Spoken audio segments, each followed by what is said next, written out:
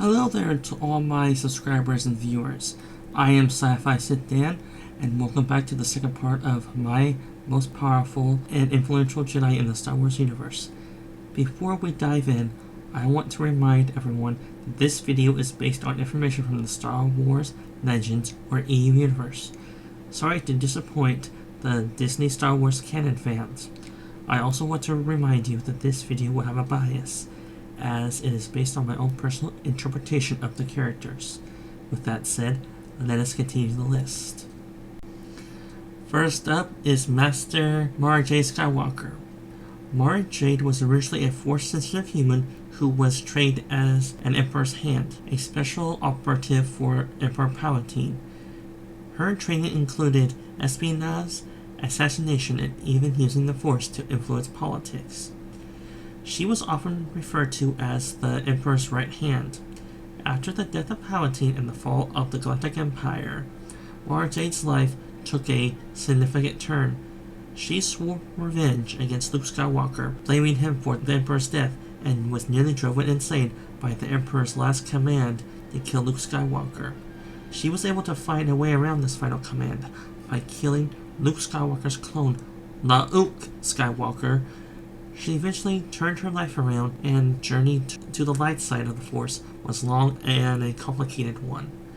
She became a prominent figure in the New Republic, working alongside Luke Skywalker, who she eventually marries and has a son with, named Ben Skywalker. She fought against various threats, including the newly reborn Emperor Palpatine and the Yuuzhan Vong.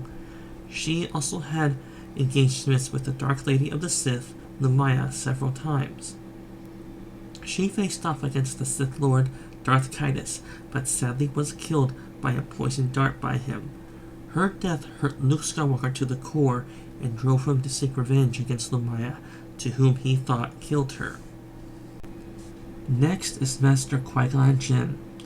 Master Qui-Gon Jinn was born on Coruscant approximately 80 years before the Battle of Yavin. Little is known about his early life, but he eventually became a Jedi Knight and was trained by Count Dooku, who later turned to the dark side and became a Sith Lord. Qui-Gon Jinn is known for his unorthodox approach to the Jedi Code, often challenging the Jedi Council's decisions and seeking a deeper understanding of the Force. Qui-Gon Jinn and his apprentice, Obi-Wan Kenobi, was sent to resolve a trade dispute between the Trade Federation and the planet Naboo. During their mission, they encountered a Sith Lord, Darth Maul, who was working for the Trade Federation and was Darth Sidious's apprentice. Qui-Gon Jinn was impressed by the young Anakin Skywalker, whom he believed was the chosen one, destined to bring balance to the Force. Qui-Gon Jinn's unconventional methods and beliefs came into conflict with the Jedi Council's traditional views. He was particularly critical of the Jedi Council's reluctance to train Anakin Skywalker, and allowed his feelings for the boy to guide his decisions. However, sadly, he was unable to do it because he was killed in a lightsaber duel with Darth Maul on Naboo, despite his formidable lightsaber dueling skills. His dying wish was for Obi-Wan to train Anakin, believing that he was the chosen one who would bring balance to the Force. Next we have Master Mace Windu. Mace Windu was discovered by the Jedi Order at a young age. He was trained as a Jedi Knight and eventually was one of the most powerful Jedi Masters in the Order's history. During the Clone Wars, Mace Windu played a significant role as a military leader and a key figure in the Jedi Council. He led numerous missions against the Separatist forces and was instrumental in the Republic efforts to defeat the Sith. In the last days of the Clone Wars, when it was revealed that Supreme Chancellor Palpatine was the Sith Lord that they were looking for. After learning of this, Mace Windu took a specialized kill team of Jedi Masters to confront the Supreme Chancellor, who was secretly the Sith Lord, Darth Sidious. Windu and the 3 other Jedi Masters attempted to arrest Palpatine, but he engaged them in a fierce lightsaber duel. Mace Windu was ultimately the only Jedi left to face Palpatine in the Chancellor's office. In that tense duel, Mace Windu managed to gain the upper hand and was about to defeat Palpatine, but Anakin Skywalker intervened. Anakin, who had been manipulated by Palpatine to turn to the dark side, disarmed Mace Windu, allowing Palpatine to use his Force lightning against the Jedi Master. Mace Windu was thrown out the window, presumably to his death, by Palpatine's Force lightning. Next is Grand Master Yoda. Born over 850 years before the Phantom Menace, he is regarded as one of the greatest Jedi ever to have lived, revered as a guiding force for countless generations of Jedi Knights. Yoda's early years are shrouded in mystery. Much of his past remains unexplored. He eventually became a Jedi Knight and later a Jedi Master, serving as a leading figure in the Jedi Order and on the Jedi High Council, the governing body of the Jedi Order. His most notable apprentice was Count Dooku, who later fell to the dark side and became known as Darth Tyrannus. Yoda also trained several notable Jedi, including Qui-Gon Jinn, who discovered Anakin Skywalker, and Luke Skywalker, who later would become a key figure in the Galactic Civil War. During the era of the Clone Wars, Yoda played a crucial role in advising the Jedi Council and the Republic against the rising of the Sith and the machinations of Darth Sidious, who was manipulating both sides of the conflict. Despite his best efforts, the Jedi Order was ultimately destroyed. And one last act of defiance before going into hiding, Yoda confronted the newly crowned Emperor Palpatine in a lightsaber duel and Force duel.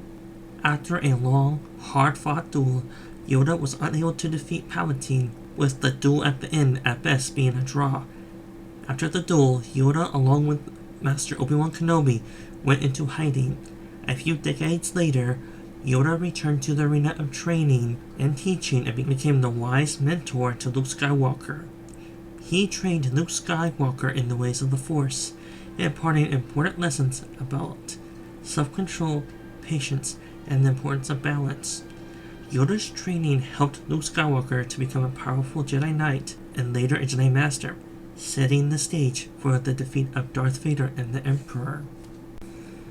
Next is Jedi Master Obi-Wan Kenobi. Obi-Wan Kenobi was discovered by Jedi Master Qui-Gon Jinn as a Force-sensitive child. He was then taken to the Jedi Temple on Coruscant to begin his training as a Jedi. Eventually, both he and his master together, they encountered Anakin Skywalker on Tatooine. Throughout the Clone Wars, Kenobi served as a general in the Grand Army of the Republic.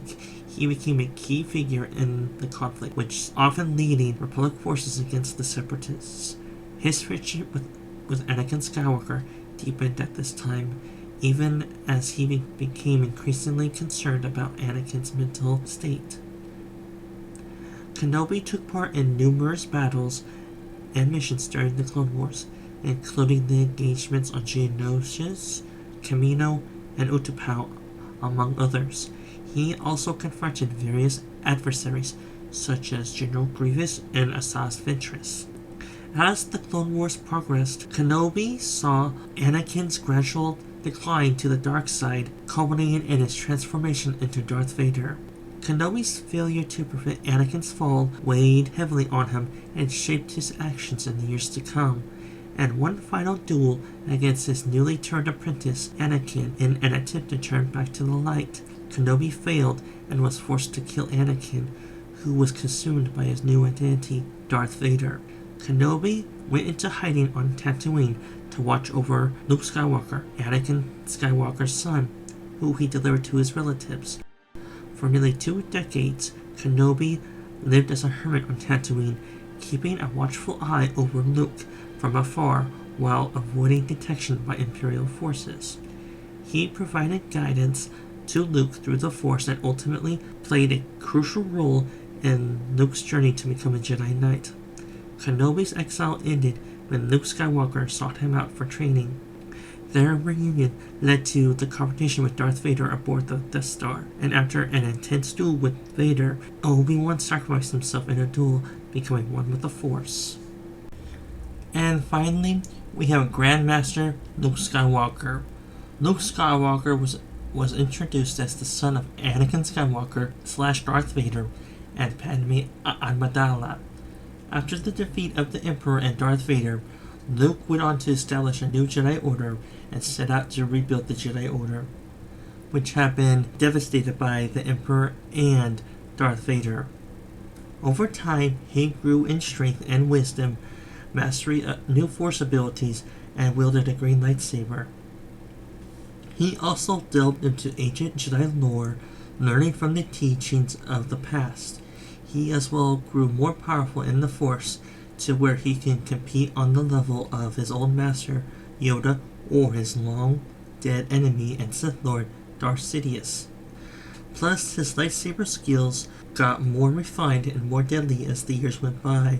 Luke Skywalker faced many challenges, including threats from the remnants of the Empire, Sith Lords, and other dark side users. He played a key role in several major galactic conflicts, including the Yuuzhan War, the Swarm War, and the Second Galactic Civil War.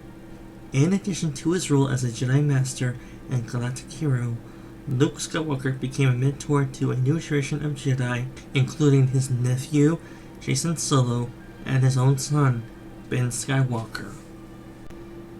In conclusion, the Star Wars Legends universe is filled with many memorable Jedi Knights and Masters, each with their own unique stories and legacies, from the ancient Jedi of the Golden Age to the modern Jedi era.